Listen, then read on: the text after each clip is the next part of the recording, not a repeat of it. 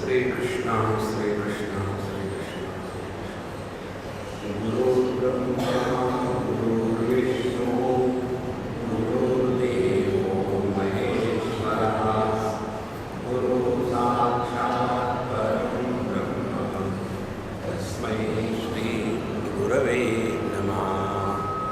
तस्मै श्री गुरवे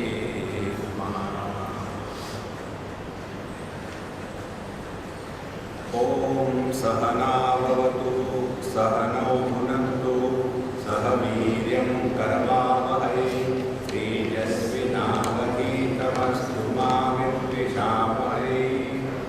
ओम शांति शांति शांति। अवधूत किसको कहते हैं, उसके लक्षण क्या है, वो स्थिति में कैसे दृढ़ है, हम क्यों किसी भी स्थिति में दृढ़ नहीं रहते।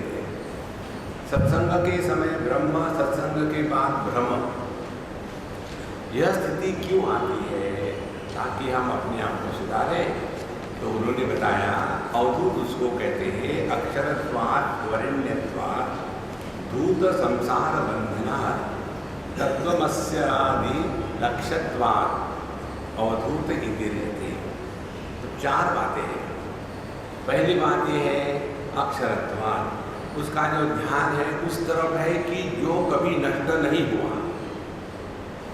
किसी को भी अपने मृत्यु का या अभाव का अनुभव नहीं आता, इसके तरफ वह ध्यान दे करके जीता है। वरेण्यत्वात्, उसके लिए यही एक वर्णीय है, बाकी की सब चीजें चला चले का खेला, उससे कोई मतलब नहीं। तीसरी बात धूत संसार बंधना, ये संसार को लेकर के एक भी समस्या ऐसी नहीं है कि जिसका आपको समाधान मिल सके। जैसे डायबिटीज के साथ हमको रहना पड़ता है, वैसे ही बीवी के साथ, पति के साथ रहना पड़ता है, बाकी कुछ नहीं। यदि ये सोचे कि हमारे बीवी हमारे पति महाराज सुधरे, तो वो कभी नहीं हो सकता, तो उनके साथ रह लो। और उसके बाद जब इन तीनों चीजों में हो जाएंगे, तब तत्वमसि महावाक्य का जो अर्थ है वो फिर अपने हृदय में प्रकट होगा। इस प्रकार से ये अवधूत महाराज रहते हैं। अब इनकी दिनचर्या ऐसा होने का कारण क्या है, तो कहते हैं यो विलंघ्याश्रमान वर्णान आत्मन्नेव सदा स्थितः अतिवर्णाश्रमी योगी अवधूत सगच्छते। जिसने आश्रम और वर्ण के धर्म को पार कर गया है। आश्रम चार होते हैं, ब्रह्मचारी, गृहस्थ, वानप्रस्थ, सन्यासी। वर्ण चार होते हैं, ब्राह्मण, क्षत्रिय, वैश्य, शूद्र। यदि हमने अपने आप को किसी एक विशेष पोजीशन पर रखा है, तो आपको वो ड्यूटी लगी रहेगी।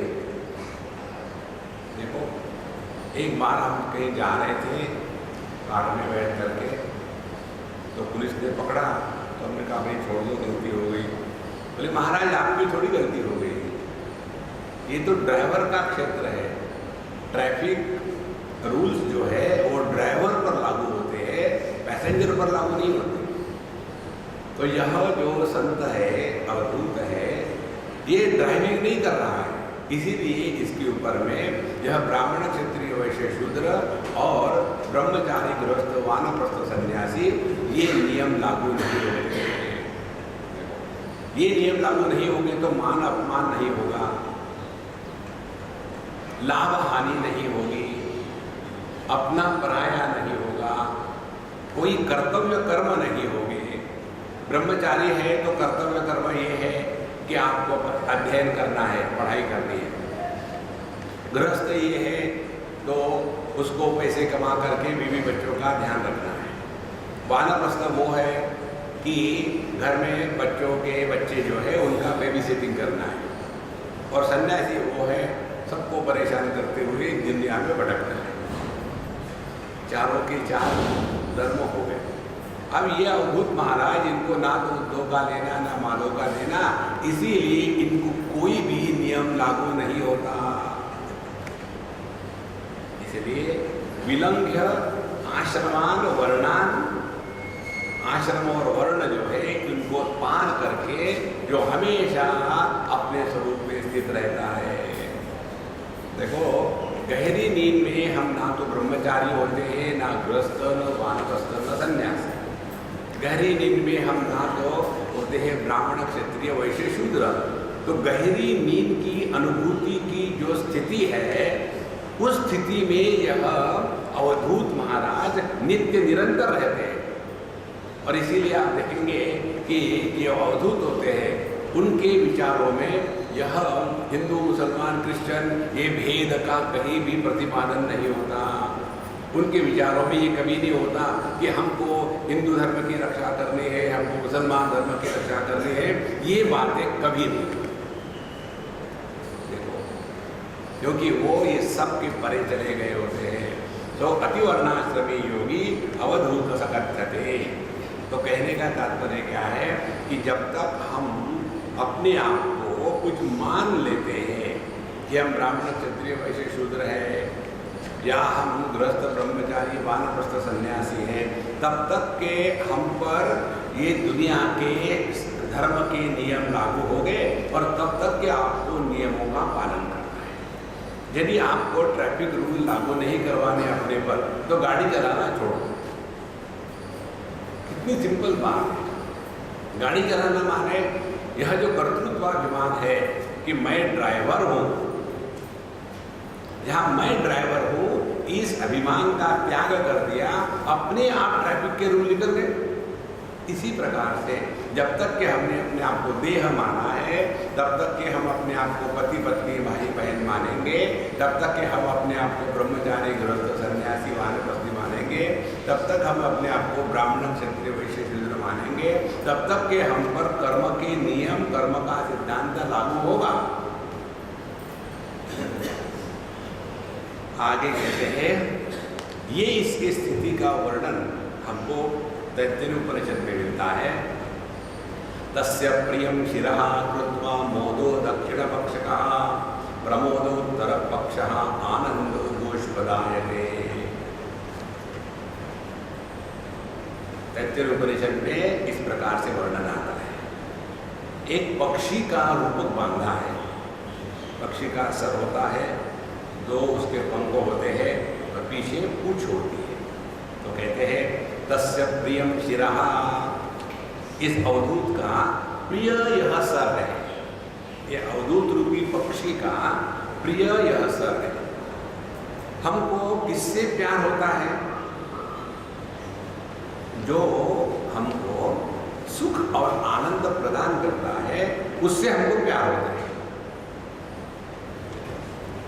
एक सज्जन ने कहा कि स्वामी जी, हम और हमारी पत्नी 35 साल तक बड़े प्रेम से, सुख से रहे। फिर क्या हो गया? फिर हमने शादी कर ली। उसके बाद झगड़े शुरू हो गए। तो झगड़े शुरू, आपको क्या विचार है? हमारा विचार ये है कि त्याग दे, डाइवोर्स कर ले। जो हमको सुख देता है उसके प्रति प्रेम होता है, जो सुख नहीं देता उसके प्रति प्रेम नहीं होता। अब देखो, हमारा सबसे ज्यादा प्रेम किससे है? आत्मनस्तु कामाय सर्वं प्रियं भवति। बृहदारण्यकोपनिषद में आता है कि पति को पत्नी, पत्नी के लिए प्रिय नहीं होती, अपने लिए प्रिय होती है। पिता को पुत्र, पुत्र के लिए प्रिय नहीं होता है, अपने लिए प्रिय होता है। तो इस दुनिया में सबसे ज्यादा प्यार हम अपने आप से करते हैं, क्योंकि हम ही परमानंद स्वरूप है। इसीलिए हम अपने आप से प्यार करते हैं। अब देखो गड़बड़ी क्या है। जब हम अपने आप से प्यार करते हैं, लेकिन ये मालूम ही नहीं कि अपन है कौन, तो हमने अपने आप को देह माना है तो देह से प्यार करेंगे। हमने अपने आप को जीव माना है तो जीव से प्यार करेंगे। हमने अपने आप को हिंदू, मुसलमान माना है तो उससे प्यार करेंगे। तो ये जो अपना स्वयं के प्रति स्वाभाविक प्रेम है, लेकिन स्वयं कौन है इसका यदि निर्णय नहीं होगा तो यही प्रेम दुख का कारण बन जाता है। इसीलिए तस्य प्रियं शिरः कृत्वा मोदो दक्षिणपक्षः। मोद माने आनंद। खुशी। दक्षिण पक्षः, उसका जो दाहिना पंख है वो है मोद, और प्रमोद उत्तर पक्षः। और उससे भी ज़्यादा जो आनंद है, मोद है, वो बाया पक्ष है।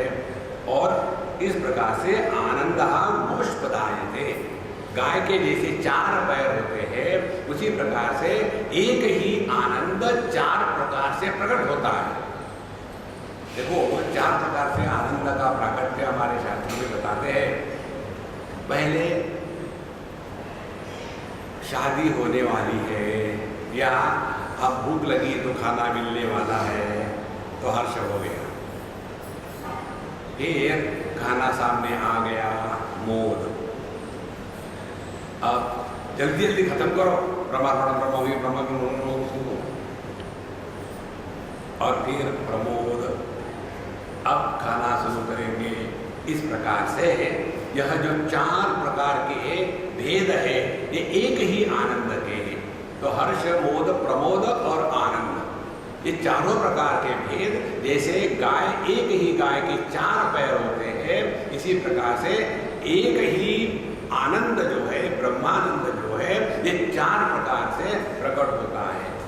वस्तु के उपलब्धि की कल्पना का आनंद पहली स्टेज, वस्तु के उपलब्धि का आनंद दूसरी स्टेज, वस्तु को उपलब्ध होने के बाद भोग करने का तीसरी स्टेज, और भोग होने के पश्चात जो कृतकृत्यता का अनुभव आ जाता है, वह अंतिम स्टेज।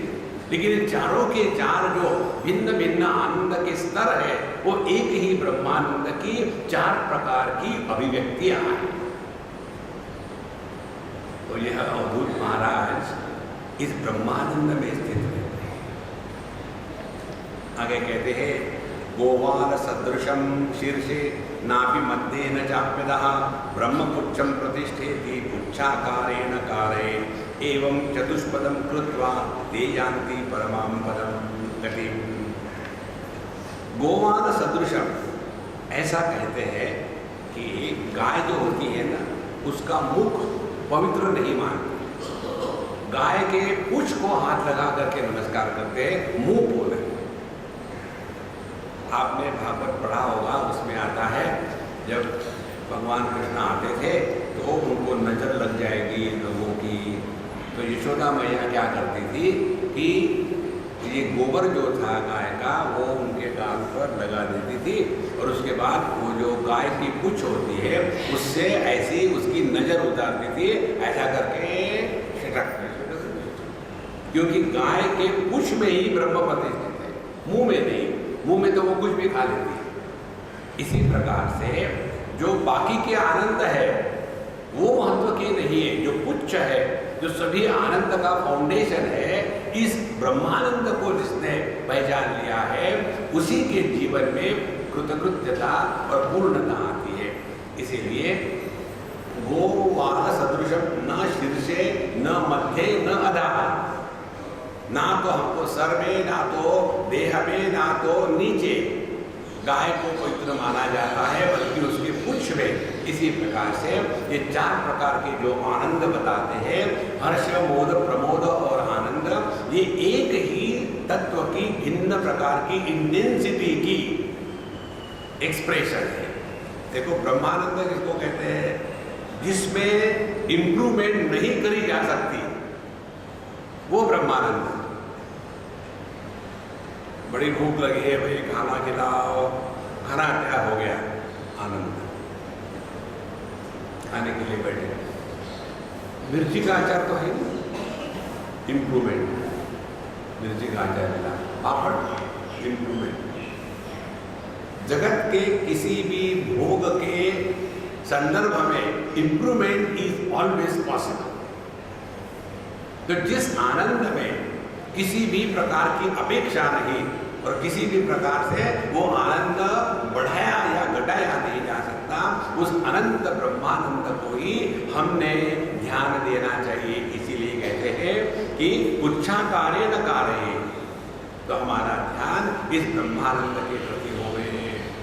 अब ये ब्रह्मानंद के प्रति ध्यान देने के लिए करना क्या है? पहली बात, करना सब छोड़ दो। जो वस्तु क्रिया से निर्मित होती है, वो क्रिया समाप्त होने के बाद नष्ट हो जाती है। जैसे आपने एक पत्थर ले लिया और फेंका जोर से, कहाँ तक जाएगा वो पत्थर? जब तक कि उस पत्थर के साथ अपने देह की शक्ति जुड़ी हुई है तभी तक जाएगा, फिर वो गिर जाएगा। इसी प्रकार से जो निर्मित आनंद है वह आनंद कभी भी ब्रह्मानंद नहीं हो सकता। तो फिर क्या करें? तो पहले करने का जो रोग है उसका त्याग करें। फिर दूसरी बात, आनंद हमको कब मिलता है? जब हम कुछ बनते हैं।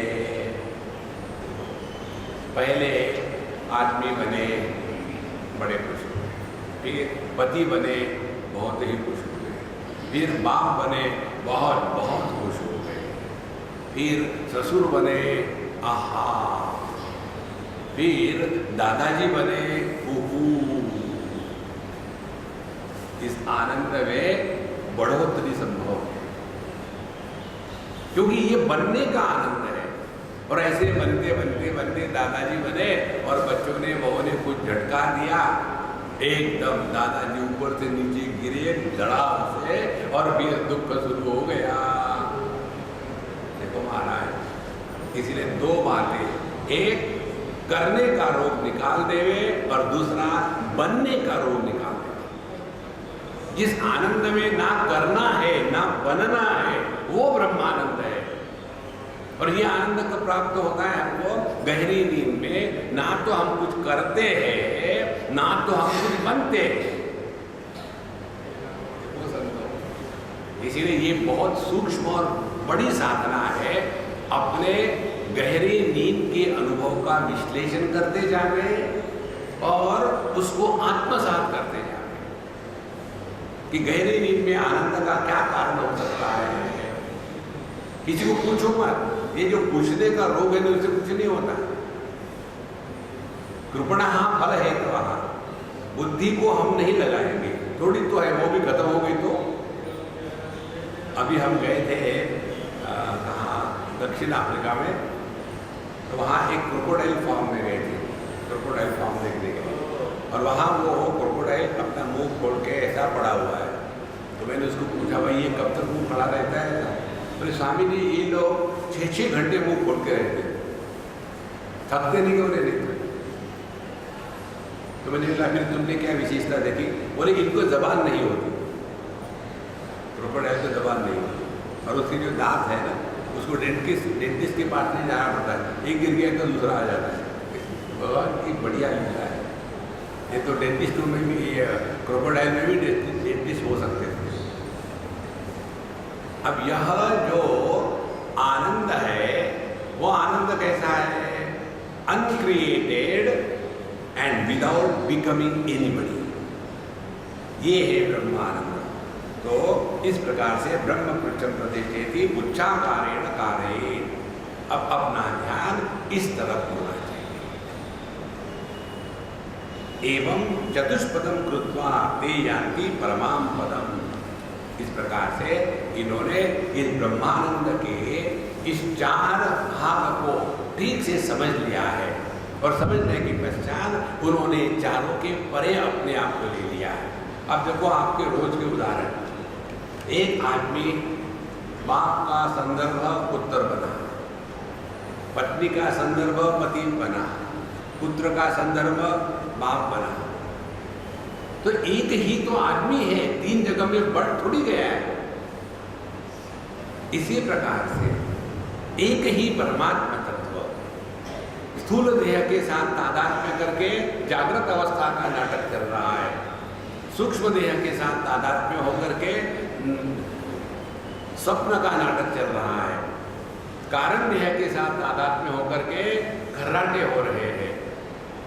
देखो, और इन सब के अभाव में समाधि हो रही है। लेकिन जागृत भी आता जाता, स्वप्न भी आता जाता, सुषुप्ति भी आती जाती, और समाधि भी लगती टूटती। लेकिन एक ऐसा तत्व है कि जो सब में होते हुए भी सबके परे है। उच्छाकारेण कारेण, इस प्रकार से जिसने एवं चतुष्पदं कृत्वा, जिसने अपने इस आनंद को इस प्रकार से बांटा है, ये समझ लिया है, ते यान्ति परमां गतिम्, उन्होंने अपने जीवन में सब कुछ प्राप्त कर लिया है। और इसीलिए न कर्मणा न प्रजया धनेन त्यागेनैके अमृतत्वमानशुः। हमको कई जगह पे आनंद जो मिलता है ना, एक ने हमको पूछा, हमें जो आपको खुशी कहाँ से आती है? देखा, देखो इस दुनिया में जितने नाटक और कार्टून चल रहे हैं, जब आप कार्टून शो देखते हो तो दुखी होते हो। कार्टून शो में बेवकूफ़ी की पराकाष्ठा होती है। इसी प्रकार से जब वो कार्टून शो देखोगे तो दुख थोड़ी होगा, तो मजा आता है, आनंद होगा। इसी प्रकार से न कर्मणा न प्रजया धनेन त्यागेनैके अमृतत्वमानशुः परेण नाकं निहितं गुहायां विभ्राजते यत्तयो विशन्ति। हम लोग कल गए थे ना अपने रमण केंद्र में, तो वहाँ तो ऐसे सिद्धांत के अनुसार रिसीव करते हैं सन्यासी को, न कर्मणा न प्रजया धनेन त्यागेनैके, पैसे निकालो। देखो महाराज, अब ऐसा जब हो रहा है तो मजा नहीं आएगा, दुख थोड़ी होगा। तो जो हम कह रहे हैं उसका अर्थ हृदय में प्रकट ही नहीं हो रहा है। यदि वो अर्थ हृदय में प्रकट होगा तो जीवन का जो लक्ष्य है वो अपने आप बदल जाएगा।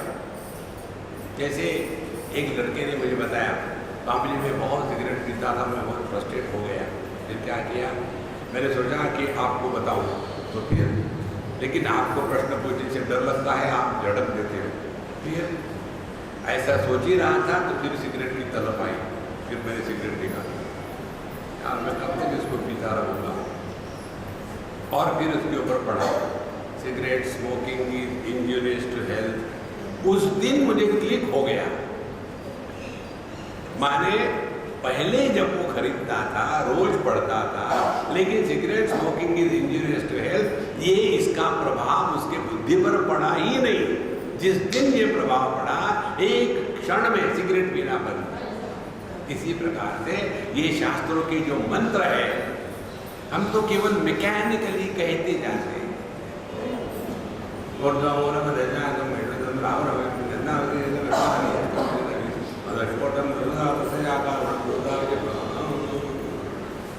भगवान कहते यार मुझे समझ में नहीं आ रहा।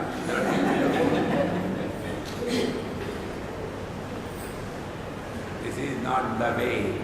तो कहते हैं अवधूत वो होते हैं कि जिन्होंने तत्व में निष्ठा प्राप्त करने के लिए सब चीजों को दांव पर लगा दिया है, तब जाकर के तत्व की प्राप्ति होती है। देखो, तो न कर्मणा, जिनके दिमाग में कर्म का महात्म्य है, जो हमेशा अपने कर्तव्य कर्मों की बात करते हैं, जो हमेशा दूसरों को मदद करने की बात करते हैं, वे महा महा महा अभिमानी अहंकारी होते हैं। ये तो आपने बड़े गड़बड़ी कर, सही नहीं है। इसका भला कर सकते हैं हम, अपना तो सत्यानाश कर लिया, अब दुनिया का भला कर लिया। देखो सबको न कर्मणा, क्योंकि ये कर्म का रोग अपने दिमाग में बैठा हुआ है, इसीलिए फिर पूजा करते हैं। हमारे भगवान रामकृष्ण परमहंस वो भी पुजारी थे, लेकिन वो मां से बात करते थे। उनके लिए वह एक जड़ विग्रह नहीं था, वह एक चैतन्य की मूर्ति थी। वो तनख्वाह लेने के लिए थोड़ी करते थे। टाइम हो गया, जो जन भगवान भोग कल लगा देंगे, यार छोड़ो, पिक्चर को जाना है। देखो संतो, क्योंकि हम कर रहे हैं, इसी प्रकार से भक्ति करते हैं। जो भक्ति करते हैं वो भक्ति भागती है, टिकती नहीं। इसी प्रकार से मेडिटेशन करेंगे, मेडिटेशन करना है। एक ने मुझे पूछा, स्वामी जी आप हमको बताइए मेडिटेशन कैसे करना है। फिर लिख लो, पहले प्याज काटो। करते थोड़ी है मेडिटेशन, मेडिटेशन में जीते हैं। तो न कर्मणा, अब सवाल ये है कर्म नहीं करने का तात्पर्य निकम्मे बने? नहीं, निकम्मे नहीं बनना, केवल यही समझना है क्रिया के साथ जब मैं जुड़ जाता है तब कर्म का जन्म होता है।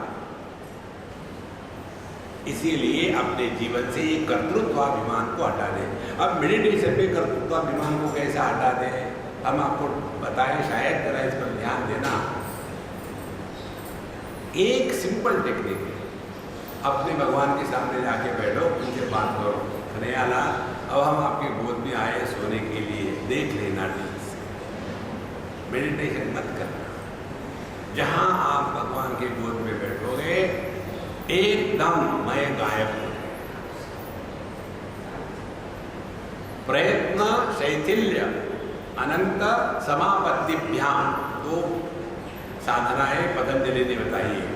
प्रयत्न तब तक होता है जब तक कि हमने अपने आप को एक परिच्छिन्न माना है, और जब परिपूर्ण है तो परिपूर्ण में प्रयत्न नहीं होता, इसीलिए अनंत समापत्तिभ्याम। तो एक लहर को परिपूर्ण होने के लिए क्या करना पड़ेगा? पहली बात है करना छोड़ना पड़ेगा। दूसरी बात है अपने आप को समुद्र के प्रति समर्पित कर दे। ध्यान से सुनना, समुद्र लहर बन सकता है लेकिन लहर समुद्र नहीं बन सकती। फिर लहर का क्या हो जाता है? लहर गायब हो गई। अपने मैं को मिटाना ध्यान में जीना है। और हम जब मेडिटेशन करते हैं तो पहले मैं भोगी था, अब मैं योगी हूं। पहले मैं फ्रस्ट्रेटेड था, अब मैं लोगों को फ्रस्ट्रेट करता हूं। मैं न कर्मणा। इसी प्रकार से मैं जब कर रहा हूं, सहजता जीवन में जितनी होगी ना, उतना हमारा आध्यात्मिक जीवन ठीक चलता है। हमारी समस्या क्या है? We want to prove something to somebody. We don't know what we want to do and to whom. और कौन हमको देख रहा है? नहीं, लोग क्या कहेंगे? लोगों को देखने के लिए अच्छी वस्तु है, कबूतर की तरफ कौन देखेगा?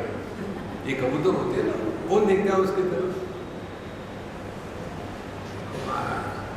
न कर्मणा। दूसरी बात न प्रजया। प्रजा, हमारे बच्चे हमारा ये करेंगे वो करेंगे। आपने अपने माँ बाप के लिए क्या किया है कि आपके बच्चे आपके लिए करेंगे?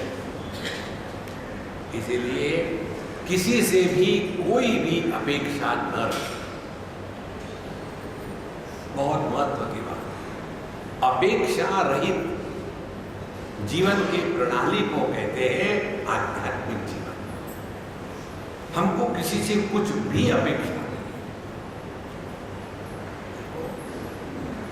जैसे आपने देखा होगा जब छोटे बच्चे आते हैं, कल एक छोटा बच्चा पता नहीं किसका था, तो आया, मैंने उसको गोद पे लिया, 2 मिनट, फिर वो रोने लग गया। तो क्या मैं गुस्सा करूं? मैं तुमको इतना प्यार से ले रहा हूं, तुम रो रहा है? नहीं। और उसको भी ये नहीं कि I am so lucky, I am Swami ji के गोद में है, वो तो वहां भी सुसु कर देगा। समोहम सर्वभूतेषु। देखो तो जब तक के मैं है, कुछ करना है, तब तक के संसार बना रहेगा। किसी से कोई अपेक्षा नहीं है। दो बातें हो गई, न कर्मणा न प्रजा।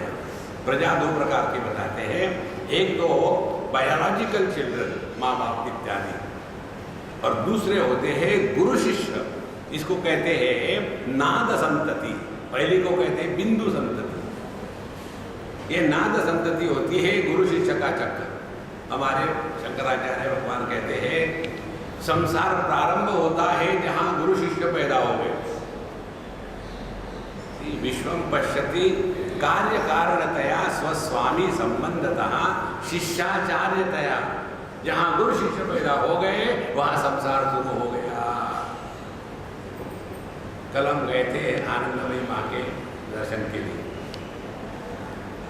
तो जब हम जा रहे थे तब वो कहते हैं, स्वामी जी आपकी एक चीज़ मुझे बहुत अच्छी लगती है। हमने कहा एक ही चीज़ अच्छी लगती है, दाढ़ी? बोले नहीं, आप सब जगह में अकेले घूमते, कोई आपके अगल बगल नहीं। हमने कहा देखो, कमंडलों को भी ले जाना परेशानी होती है। जिस दिन हम ये समझेंगे हमको किसी से कोई लेना ही नहीं, कुछ ना देना है, एकदम ठीक रहोगे। नहीं तो गुरु बने, चेले बने, दीक्षा हो गई, फिर महात्मा जी बाथरूम में पानी नहीं है तो महात्मा जी लो बेटा, न कर्मणा न प्रजया न धने न। तीसरी महत्व की बात, यदि हमारे दिमाग में ये कल्पना है कि पैसा हमको सब कुछ दे सकता है तो हमने अध्यात्म जाना ही नहीं।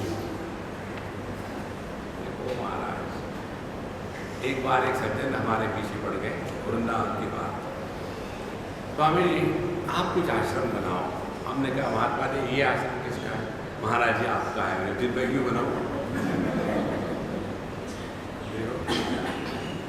नहीं, सभी महात्मा बनाते हैं। बिल्कुल ठीक है, सभी महात्मा बनाते हैं, हम सीएज आत्मा, हम महात्मा छोटे। भगवान कृष्ण की द्वारका स्वयं नहीं टिका सके, राम के अयोध्या के झगड़े अभी भी चल रहे हैं, और हमारा आज तक कितने आके मिट गए, लेकिन पूरा जीवन इसी में लगा रहता है। न कर्मणा न प्रजया धने न, फिर त्यागे नहीं कि अमृतत्व मानसो। ध्यान से सुनना, दान करने से त्याग करना श्रेष्ठ होता है। दान करने में पैसों के प्रति महत्व बुद्धि बनी रहती है। महाराज जी आप ये पैसे ले लीजिए, कुछ काम आ जाएंगे, माने उस पैसे के प्रति महात्म्य बुद्धि बनी है। कहाँ की बात है? वाराणसी की बात है। हम कहीं गए थे और एक छोटा सा लड़का गा रहा था, उसको बुलाया था, क्लासिकल। इतना सुंदर उसने गाया कि क्या पूछे, बताया। तो जिनके यहाँ गया था उन्होंने मुझे कुछ पैसे दिए और एलमलक में डालकर। अब वो बच्चे ने इतना प्यार से गाया, अब मेरे जेब में तो कुछ था नहीं, रहता भी नहीं, तो मैंने वही लिफाफा जो था उस बच्चे को दे दिया और उसने नमस्कार चमत्कार करके चला गया। बाद में आकर के वो मुझे यजमान कहते, स्वामी जी आपने सब उसको दे दिया। क्यों, क्या हो गया? उसमें मैंने 10,000 रुपये रखे थे, आपके काम आ गए। जब तक के पैसे के प्रति महात्म्य बुद्धि है तब तक हम दान धर्म करेंगे, और जब ये पैसे के प्रति महात्म्य बुद्धि खत्म हो गई तब त्याग करेंगे। त्यागी नहीं कि अमृतत्व मान, बहुत महत्व की बुद्धि है। ये जगत को जब तक हम सत्य मानेंगे तभी तक इसके लिए ये करना वो करना है। जहां हमने ये पकड़ लिया है कि ये जगत प्रारंभ होता है केवल देहात्म भाव के बाद, यदि देहात्म भाव नहीं है तो ये दुनिया है ही नहीं। तो जैसे हम मिराज वाटर जो मृग तृष्णा होती है उसके पानी को लेकर के बोतलें भरने का विचार नहीं करते, उसी प्रकार से इस दुनिया में आज तक जो भी कुछ हुआ है बस ये केवल कल्पना का खेल है, इसमें कोई सत्य नहीं। कई बार ये टाइम जोन का फर्क होने से क्या होता है, 7 बजे निकले, अमेरिका में होता है, दूसरे देशों में जाओ तो होता है। कहाँ गए थे हम अभी रिसेंटली? स्विट्जरलैंड गए थे, लंदन से स्विट्जरलैंड। 7 बजे बैठे, 1 घंटे की फ्लाइट, 7 बजे ही पहुंचे। क्या हम फ्लाई नहीं किए? 1 घंटा फ्लाई किए, लेकिन टाइम जोन का फर्क है। तो यहाँ 7 बजे की कल्पना, वहाँ 7 बजे की कल्पना। ये सब काल देश केवल मन की कल्पना है, इसमें कोई सत्य नहीं। इसीलिए यह जो देह को मैं मान के बैठे हैं ये कल्पना है। तो त्याग किसका करना है? कल हमने आपको बताया था, त्याग करना है अपने बेवकूफ़ी का। बेवकूफ़ी नंबर 1 मैं देह हूँ, बेवकूफ़ी नंबर 2 मैं जीव हूँ, बेवकूफ़ी नंबर 3 मुझे साधना करनी है, मैं ये करूँगा। त्यागे नहीं कि अमृतत्व मार्जो। और इसीलिए साधु संतों के जीवन में, अवधूतों के जीवन में मस्ती होती है। स्वैरम स्वैरविहरणम तत्संसरणम सांबरावा दिगंबरावा न तेषां धर्मा धर्मौ न मेध्या मेध्यौ सदा सांग्रहण्येष्टाश्वमेध अंतर्यागम यजते स महामहो महायोगः। ये जो योगी है, अवधूत है, स्वैरम स्वैर विहरणम तत्संसरणम, उनके ऊपर कोई भी नियम लागू नहीं, जो अपने मस्ती में घूम रहे हैं। चाहे घास खाएंगे, चाहे मांस खाएंगे, चाहे दूध पिएंगे, चाहे दारू पिएंगे, चाहे मंदिर में जाएंगे, चाहे स्मशान में जाएंगे, उनके विहरण पर, उनके स्वैराचार पर कोई भी नियम लागू नहीं होता। आगे कहते हैं सांबरावा दिगंबरावा, चाहे तो बहुत सारे कपड़े पहन के रखेंगे या कपड़ों को फाड़ फूड़ के फेंक दिया और नंग झड़ंग घूम रहे हैं। सांबरावा दिगंबरावा, या न तेषां धर्मा धर्मो, उनके लिए ना तो कोई धर्म है ना तो कोई अधर्म है। धर्माधर्म होता है जब मैं होता है तब। एक फुटबॉल का प्लेयर और रात को सोया अपने ताजे बच्चे के साथ। बच्चा होगा 4-6 महीने का, 8 महीने का, उसको गोद में लेके सोया। फुटबॉल के प्लेयर को सपने क्या आते होंगे? मुझे पेनल्टी कॉर्नर मिल गया, दूसरा कुछ सपना आ ही नहीं सकता फुटबॉल के। तेंदुलकर को क्या सपने होंगे? मैं चक्का मार रहा हूं, तो उसको सपना आया पेनल्टी कॉर्नर मिल गया और उसने जो लात झाड़ी, बच्चा बिस्तर से बाहर दीवार। देखो, तो उसको क्या कोई पाप पुण्य लगेगा? क्योंकि उस क्रिया के पीछे मैं नहीं था। इसीलिए धर्म अधर्म ये तभी निर्माण होता है कि जब हमने अपने आप को कुछ मान के रखा है। न तस्य धर्मा धर्मो न मेथ्या मेथ्यो, इसके उसके लिए कोई पवित्र अपवित्र दोनों बातें नहीं। हम आपको एक अपना अनुभव बताते हैं। हम एक बार दक्षिण में गए थे और वहाँ 2 अवधूत थे, अलग अलग थे। हम दोनों को मिले। पहले आदमी अवधूत को मिले, नंग धड़क रहते थे और उनके लिए जमीन पर चावल सांभर डाल देते थे जमीन पर, और फिर वो उसको मिक्स करके हमको उन्होंने 1 हफ्ते तक खिलाया। आओ बैठो। तो इतना सारा चावल और आंध्र का सांभर, मिर्ची ही नहीं, वो ऐसा मिक्स करते थे जमीन पर, थाली भी नहीं, और हमको भी खिलाते, स्वयं भी खाते। ऐसा उनको कोई फर्क नहीं, पवित्र है अपवित्र है कोई मतलब। तो स्वास्थ्य देखो एकदम टन टनाटन। हम लोग इतना सारा करते हैं, बिस्लेरी लेंगे, विटामिन खाएंगे, और फिर भी पता नहीं मेरे कमर में स्वामी जी क्यों हमेशा दर्द होता है। हम कहते हैं कि अम्मा आप क्यों झूठ बोल रहे? नहीं, मैं सच बोल रही हूँ, मेरे कमर में हमेशा दर्द होता है।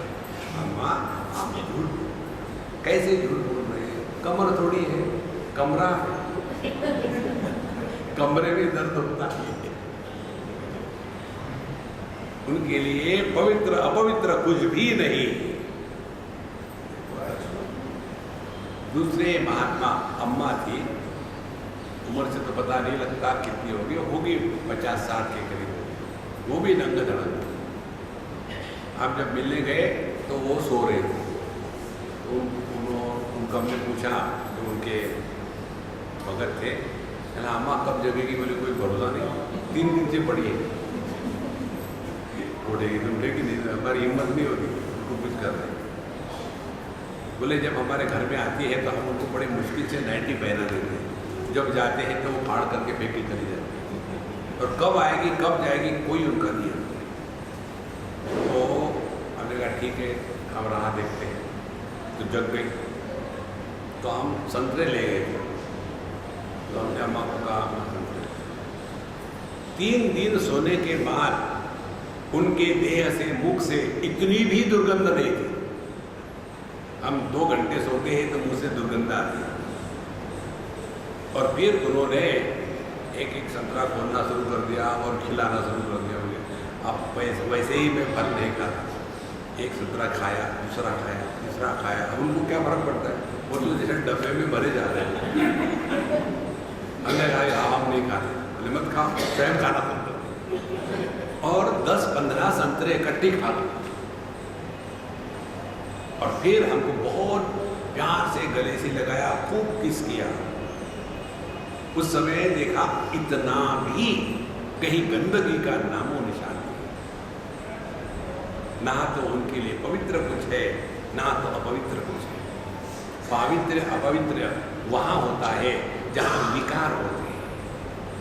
प्रकृति में विकृति होती है, इसीलिए संस्कृति की आवश्यकता है। परमात्मा में विकृति नहीं है, इसीलिए वहां संस्कारों की भी आवश्यकता नहीं है। इसीलिए गणेश जी के स्तुति में एक शब्द आता है व्रातपतये नमः। व्रातपति माने द मोस्ट अनकल्चर्ड वन। परमात्मा में कोई कल्चर नहीं है, कल्चर एग्रीकल्चर होता है। इसीलिए ना तो उनके लिए कोई धर्म है अधर्म है, ना तो उनके लिए कोई पवित्र है अपवित्र है। सदा सांग्रहण्याष्ट अश्वमेध अंतर्यागम यजते। और इसीलिए ये हमेशा 24 घंटे में अश्वमेध यज्ञ चले कराए जा रहे हैं। अब ध्यान से सुनना, अश्वमेध यज्ञ का तात्पर्य क्या है? अश्वमेध यज्ञ माने हमने अपने मय को दांव पे लगा दिया, वो अश्वमेध यज्ञ। अपने मय को कैसे दांव पर लगा देंगे? जब हम नित्य निरंतर केवल अपने होने में स्थित रहेंगे और उसके बाद जीवन चल रहा है, तो उसको कहते हैं अश्वमेध यज्ञ। और ऐसा इनका यज्ञ हमेशा चल। अंतर्यागम यजते, इनका यज्ञ है बाहर के सामग्री का नहीं है।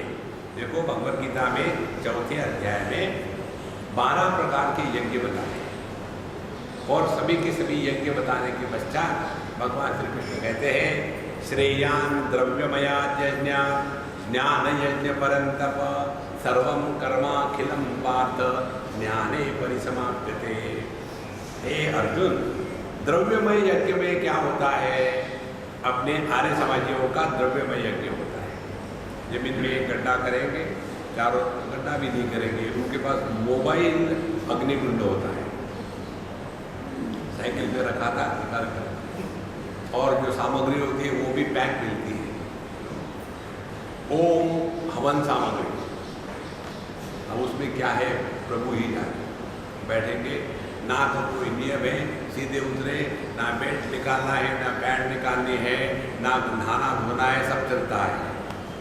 और जा करके ओम अमुकाय स्वाहा तमुकाय नमः। द्रव्य यज्ञ। दूसरा यज्ञ होता है ज्ञान यज्ञ। ज्ञान यज्ञ में अपने अज्ञान की आहुति का त्याग किया जाता है, और वहां अग्नि प्रज्वलित होती है, ज्ञान की अग्नि। तो जिसने ज्ञान के अग्नि में अपने अज्ञान की आहुति चढ़ा दी है, उसी ने ज्ञान यज्ञ किया है। हम लोग यहाँ जो बैठ रहे हैं ना, इसको ज्ञान यज्ञ कहते हैं, लेकिन इसमें आग तो कहीं दिखती नहीं। ये आग बाहर नहीं है, आग अंदर लगती है महाराज। एक बार ये आग लग जाए फिर बुझती नहीं।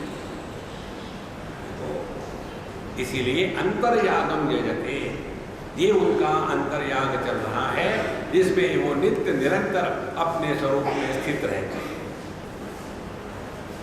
अब हम आपको एक सिंपल एक्सपेरिमेंट बताते हैं। केवल अपने होने में स्थित रहो।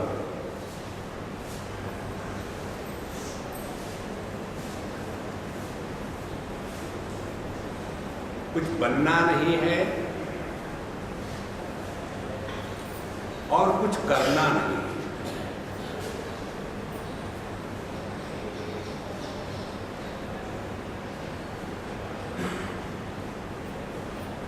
यह अपने होने में स्थित होना है सहजता से, नित्य निरंतर। इसको कहते हैं अंतर अश्वमेघ यज्ञ।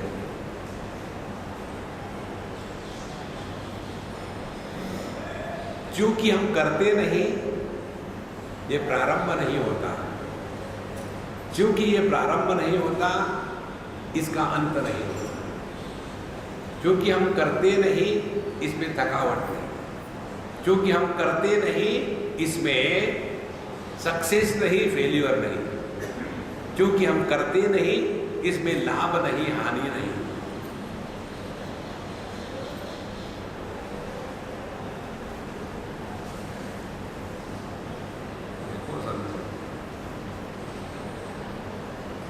सदा सांगरण्याष्टमेध अंतर्यागम यजते स महामको महायोगः। ये सबसे बड़ा यज्ञ है।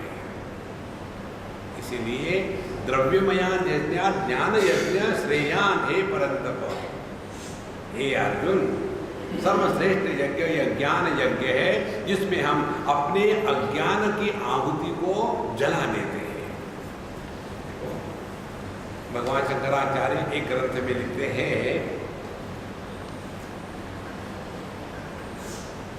जो अनेक प्रकार की आहुति डाल करके यज्ञ करते हैं उनको अग्निहोत्री कहते हैं।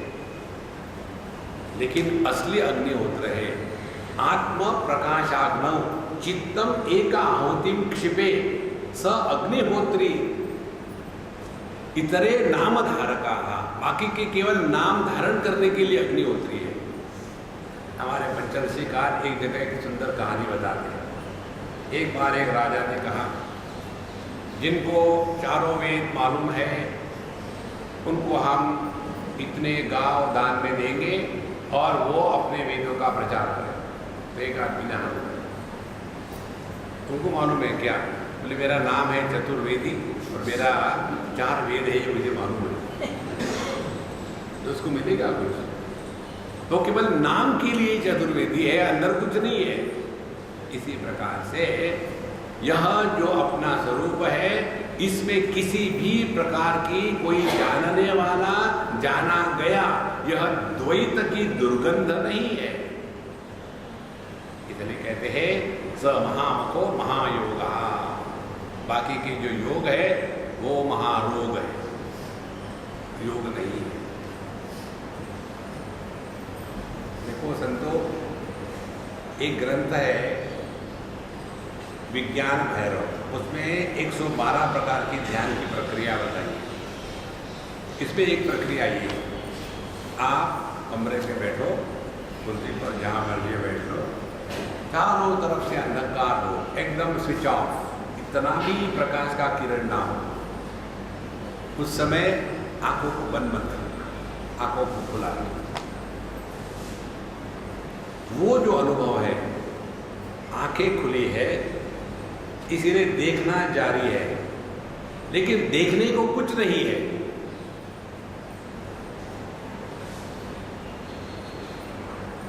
उसको कहते हैं महामख, महायोग।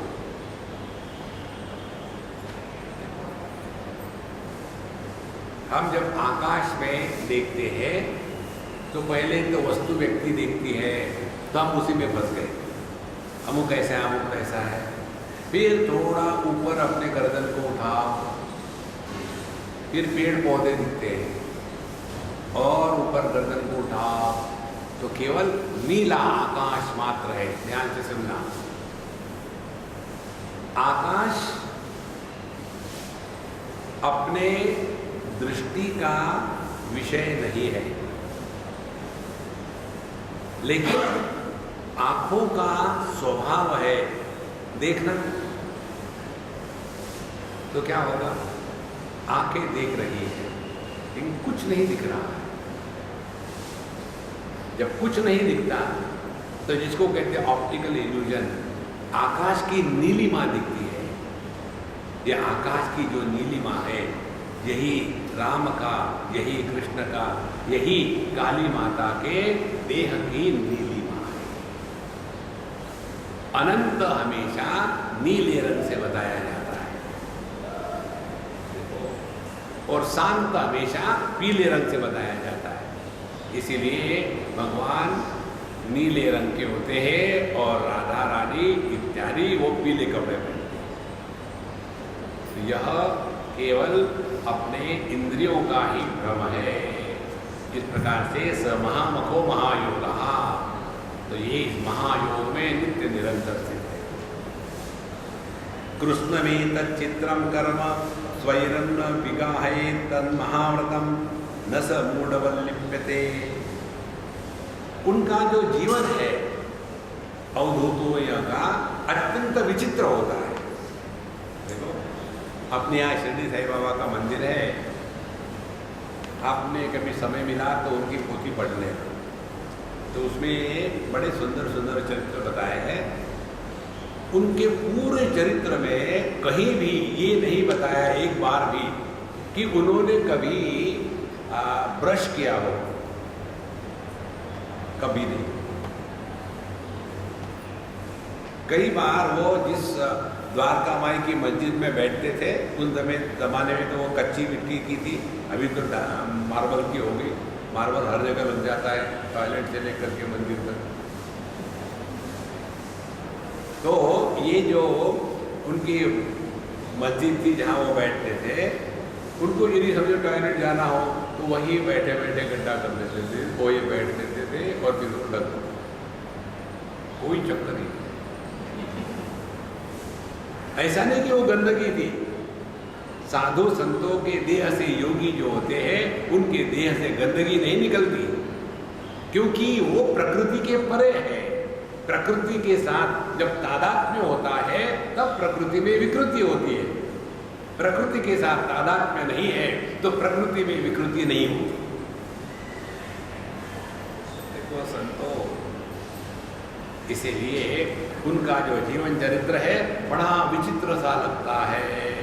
स्वैरम न विगाहे तन्महाव्रतम, तो उनका ये जो स्वैराचार है, इसको लेकर के हमको टीका टिप्पणी करने का कोई अधिकार नहीं। न विगाहे, उनके इस चरित्र को देख करके हमको उनको सर्टिफिकेट देने की कोई आवश्यकता नहीं। जो जैसा है वैसा है, क्योंकि यही इनका महाव्रत है। पतंजलि योग दर्शन में आता है, पहले आता है यम साधना, अहिंसा, सत्य, अस्तेय, अपरिग्रह, ब्रह्मचर्य, 5। फिर आती है नियम साधना। नियम साधना में बताते हैं शौच, संतोष, तपस्, स्वाध्याय, ईश्वर प्रणिधानानि नियमाः। और ये 5 और 5 10, इनको जीवन में बिल्कुल पूरा मन लगा के उतारना, ये उनका महाव्रत होता है। इसके लिए कोई भी एक्सक्यूज नहीं जी, हम तो चाहते थे कि ऐसा करेंगे, नहीं करेंगे, लेकिन क्या करें, कभी कभी करना पड़ता है। एक कभी कभी करना पड़ता है, ये उनके जीवन में नहीं होता, उसको कहते हैं महाव्रत। We don't find any excuse for avoiding. इसलिए ये अवधूतों के जीवन में ये महाव्रत होता है। और इसीलिए न स मूढ़वल्लिप्यते, तो उनके आचरण से, उनके जीवन पद्धति से, जैसे मूर्ख आदमी अपने ही करनी से ग्लानि को प्राप्त होता है, अपने ही करनी से उसको राग द्वेष सुख दुख का निर्माण होता है, इस प्रकार का ग्लानि का भाव अवधूतों के जीवन में कभी नहीं होता। आप कभी पढ़ो इन लोगों के चरित्र तो उसमें आपको देखेगा ये इनका जीवन चरित्र बड़ा विचित्र है। कभी जाकर के फटाक से इसको मार देंगे, कभी किसी इसके ऊपर थूक देंगे, हमको लगता है ये पागल हो गया। ये पागल नहीं है। पंजाबी में कहते थे गुरु नानक देव जी महाराज, पागल का मतलब है जिसने गल माने वस्तु, पा माने पा ली है, जिसको प्रभु प्राप्त हो गया है, उसका व्यवहार पागल के जैसा दिखता है, क्योंकि हमारे लिए वो पागल है और उनके लिए हम पागल हैं।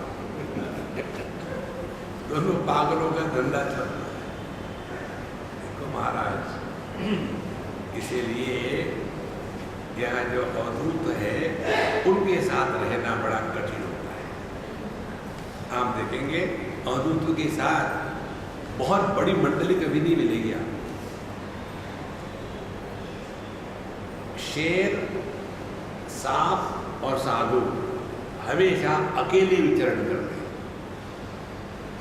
मंडली में जाने वाली भेड़ बकरियां होती हैं। आपको कभी भी भेड़ अकेली नहीं दिखेगी, हमेशा चलो साथ साथ चलते हैं। इसी प्रकार से सांप भी ऐसे नहीं कि चलो पूरी मंडली चलो हम जा रहे घूमने, अकेला जाएगा। इसी प्रकार से साधु संत अवधूत जो होते हैं वो मंडली को लेकर के साथ नहीं चलते, अपने में मस्त है। तो न विमूढ़ लिप्यते, उनको अपने इस व्यवहार से कभी भी ग्लानि निर्माण नहीं होती, और यदि किसका भला हो गया तो उनको उससे कोई नुकसान भी नहीं कि मेरे कहने से किसका अच्छा बुरा हुआ, कुछ भी नहीं। यथा रवि सर्वरसान् प्रभुङ्क्ते हुताशनश्चापि सर्वभक्षः तथैव योगी विषयान् प्रभुङ्क्ते न लिप्यते पुण्य पापश्च शुद्धः। जैसे सूर्य प्रकाश, अब ये बहुत सूक्ष्म और महत्व का सिद्धांत है, इसके ऊपर चिंतन करो महाराज। वेदांत की साधना ये होती है, फिजिकल नहीं होती, मानसिक नहीं होती, चिंतनात्मक होती है। क्या कहते हैं, जो प्रकाशक होता है वो प्रभावित नहीं होता। जैसे सूर्य किसी के शादी की बारात जा रही हो तो उसको प्रकाशित करेगा, किसी का जनाजा जा रहा हो तो उसको प्रकाशित करेगा। शादी की बारात जा रही हो तो सूर्य ये नहीं कहेगा कि हंस लो 2 मिनट की बात है। और यदि किसी की प्रेत यात्रा जा रही हो तो सूर्य के आंखों से आंसू नहीं टपकेंगे, क्योंकि वो प्रकाशक मात्र है। अब ये सिद्धांत समझ लिया। अब ये सिद्धांत को जीवन में उतारो। कैसे? चिंतन के द्वारा।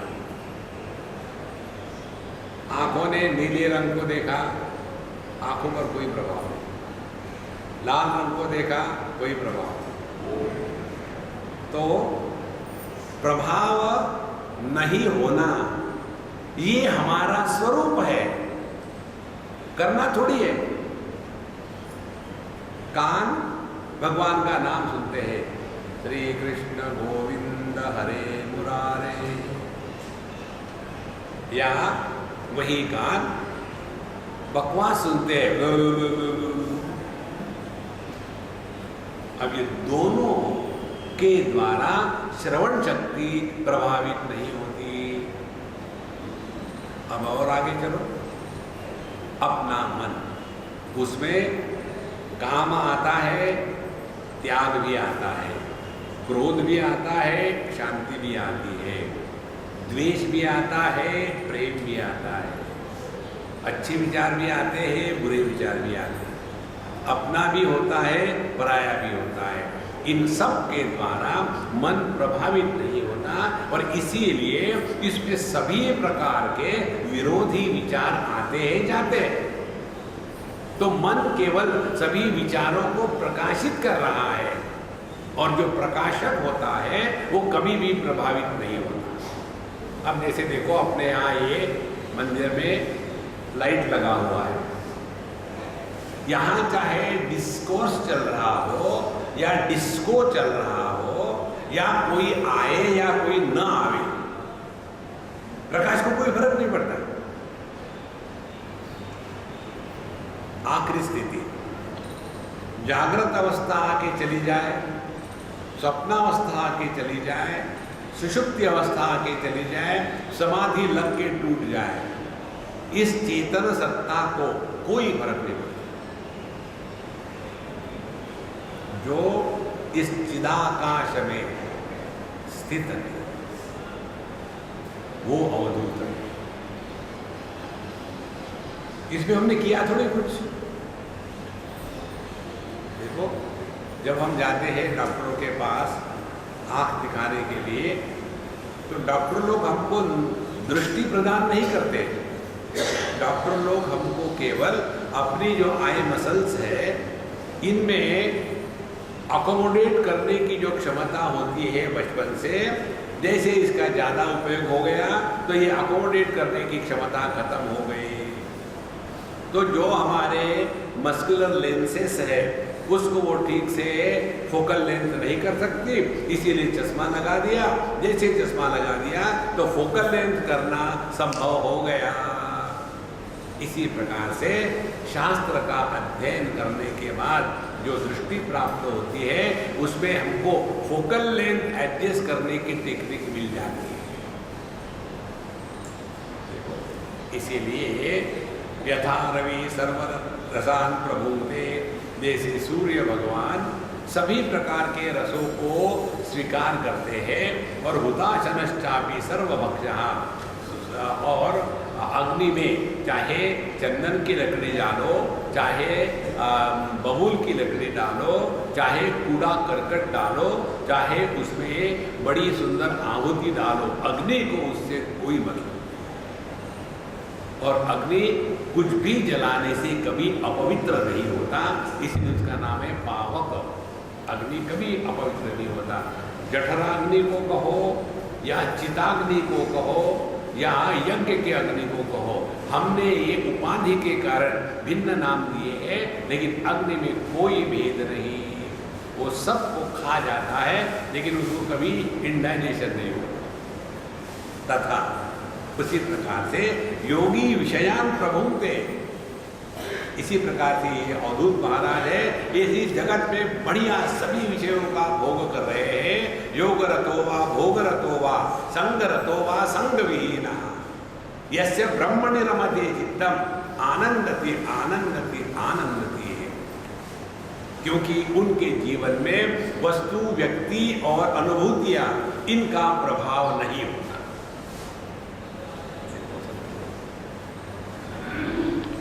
जैसे दर्पण, दर्पण के सामने एक सुंदर कन्या गई विश्व मोहिनी, तो वहां गई तो दर्पण कहेगा क्या, ये थोड़ी देर रुक जाओ ना यार, जल्दी मत जाओ। और हमारे जैसे घूसट पहुंचे थे, हट दूसरे को आने दे नहीं।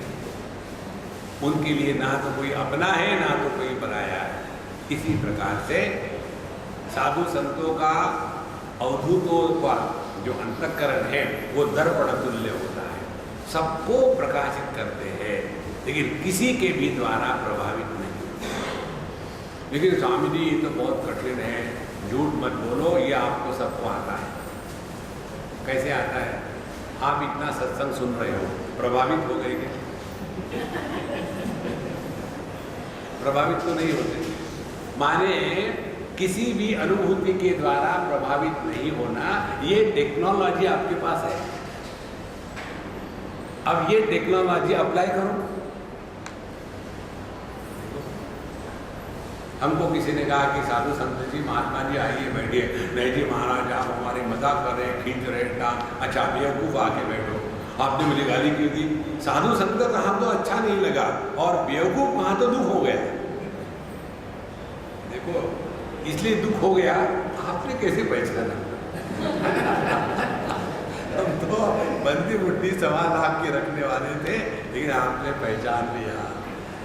तथैव योगी विषयान प्रभुंते न लिप्यते पुण्य पापैश्च शुद्धः, वो हमेशा शुद्ध पवित्र रहता है। अब ये जो श्लोक है इसके अगले वाला हमारे कन्हैया लाल ने यहाँ से उठाया है। और कहीं बताया नहीं कि अवधूतोपनिषद में ये कहा है, भगवान को पहले से ही आदत थी न चुराने की, ये भी चुरा दी। आपूर्यमाणमचल प्रतिष्ठम समुद्रमाप प्रविशन्ति यद्वत् तद्वत् कामायं प्रविशन्ति सर्वे सशान्तिमाप्नोति न कामकामी। आपूर्यमाणम अचल प्रतिष्ठम समुद्रम यद्वत् आपः प्रविशन्ति। जैसे समुद्र पूरा भरा हुआ है और उस समुद्र में एक एक क्षण में हजारों करोड़ों गैलन पानी नदियां ला करके डालती है, तो भी समुद्र जो है ओवरफ्लो नहीं होता, ज्यों का त्यों है। इसी प्रकार से जिसमें दुनिया की कितनी भी कामनाएं आए, उन कामनाओं का प्रभाव जिसके अंतःकरण पर नहीं होता, क्योंकि उसमें कोई कामना का प्रभाव हो ही नहीं सकता, अनंत को बिगाड़ा नहीं जा सकता। You cannot change the infinite, you may add, you may subtract, infinite continues to be infinite. इसी प्रकार से जिनकी अपने इस अनंत समापत्तिभ्याम अपने स्वरूप में निष्ठा हो गई है, उनको कभी कोई भी कामना हो ही नहीं सकती। ध्यान से सुनना, एक कामना की बात महत्व की। कामना का जन्म कैसे होता है, कामना किसको कहते हैं? पहली बात, हमने अपने आप को अपूर्ण स्वीकार किया,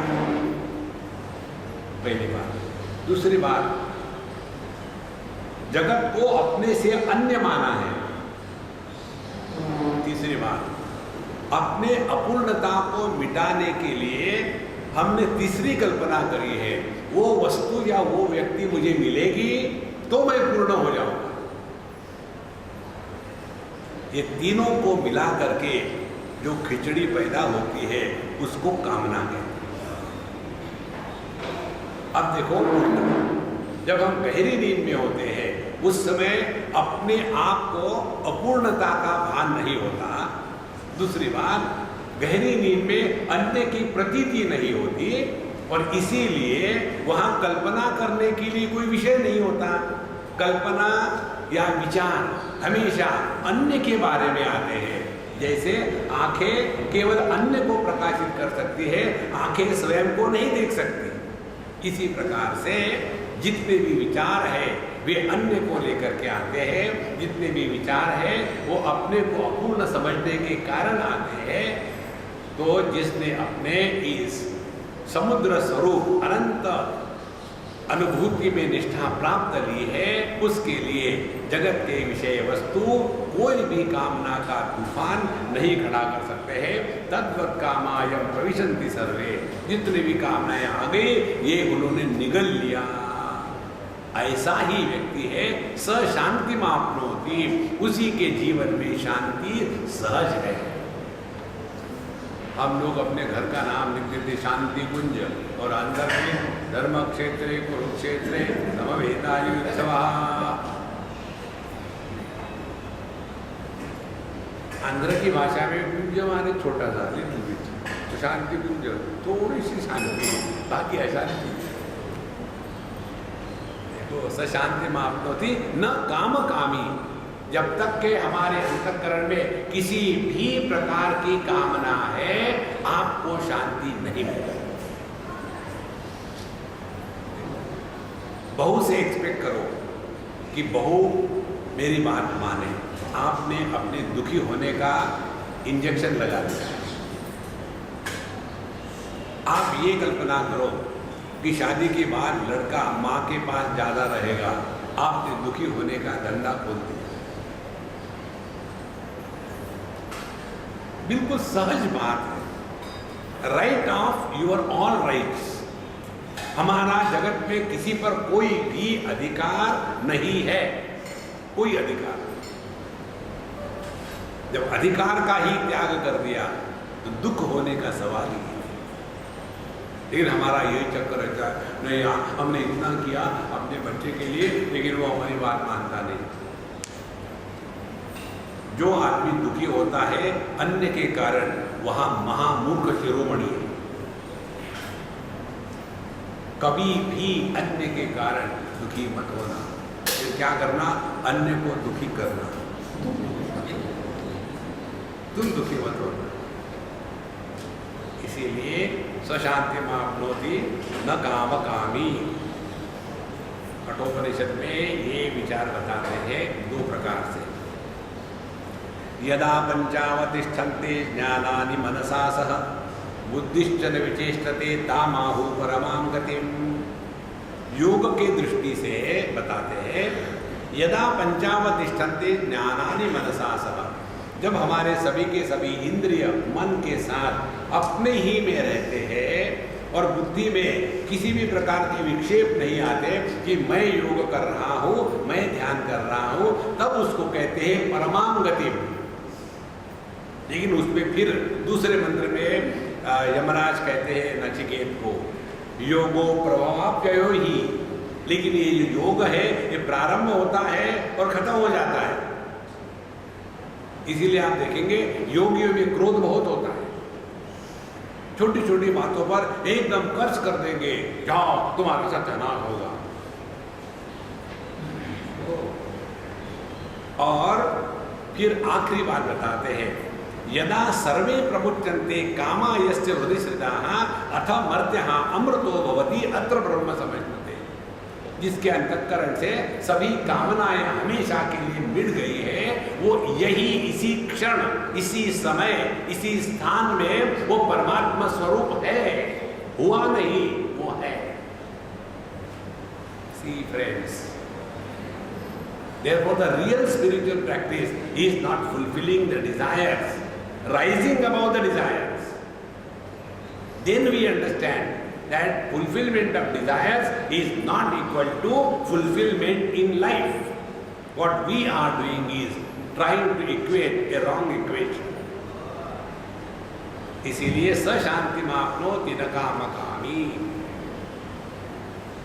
ये ऐसी स्थिति इस महात्मा को कहाँ से मिली? क्योंकि उनकी दृष्टि भिन्न ही है। उनकी दृष्टि क्या है?